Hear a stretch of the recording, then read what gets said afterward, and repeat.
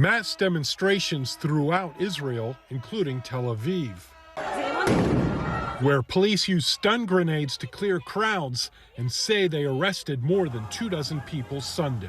I'm all the time at the verge of crying. It's a terrible grief. The protests are in response to the Israel Defense Forces discovery Saturday of the bodies of 6 hostages in a tunnel in Gaza. Many Israelis are blaming the deaths on their country's leaders for not coming to terms on a ceasefire with Hamas. They should take responsibility and do the most necessary thing is like release the captives, the captive that you can before it is too late. While Hamas issued a statement Sunday saying Israel, quote, bears responsibility for the 6 deaths, Israeli Prime Minister Benjamin Netanyahu claims Hamas is refusing all ceasefire proposals. The government of Israel is committed, and I am personally committed, to continue striving towards a deal that will return all of our hostages and ensure our security and our existence. U.S. officials say despite the hostage deaths, ceasefire talks continue, and the White House is hoping to see results soon. We should end this war. I think we're on the verge of having an agreement. It's just time to end it. El asesor de seguridad nacional estadounidense Jake Sullivan el presidente chino Xi Jinping, concluyendo un viaje destinado a aliviar las fricciones entre las dos potencias mundiales antes de las elecciones presidenciales de noviembre.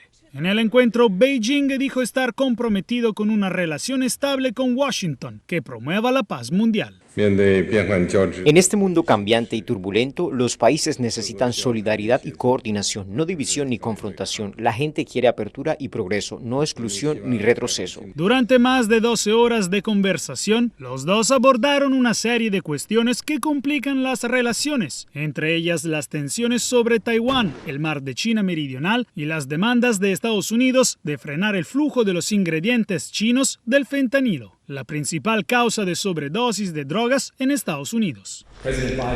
El presidente Biden se compromete a gestionar de manera responsable esta importante relación para garantizar que la competencia no derive en conflicto o confrontación y trabajar juntos cuando nuestros intereses coincidan. Sin embargo, siguen existiendo diferencias considerables en algunas cuestiones. Sullivan dijo que no llegaron a ningún acuerdo nuevo sobre el mar de China Meridional y no se discutieron posibles interferencias chinas en las elecciones estadounidenses.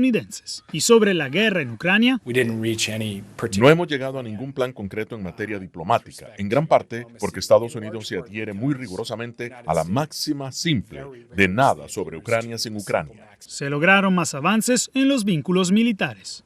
Pero los analistas son escépticos sobre el alcance real de las palabras del presidente Xi Jinping, considerando que varios miembros del gobierno chino durante el viaje de Sullivan acusaron al mismo tiempo a Washington de dañar los intereses de Beijing y de estar coludidos con Taiwán.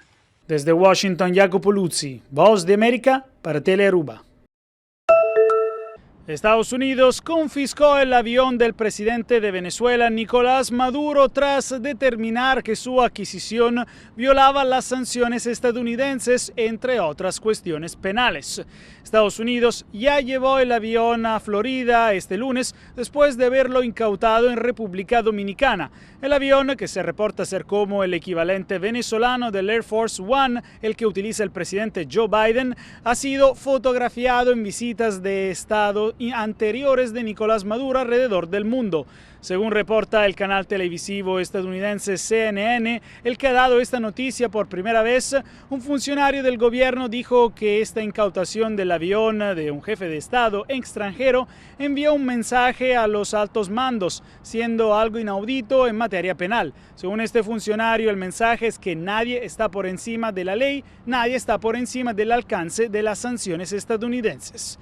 En detalles, el avión venezolano, cuyo costo se estima en unos 13 millones de dólares, había estado en República Dominicana en los últimos meses. Los funcionarios de Estados Unidos no revelaron por qué, pero ahora se presentó una oportunidad para que Estados Unidos confiscara la aeronave.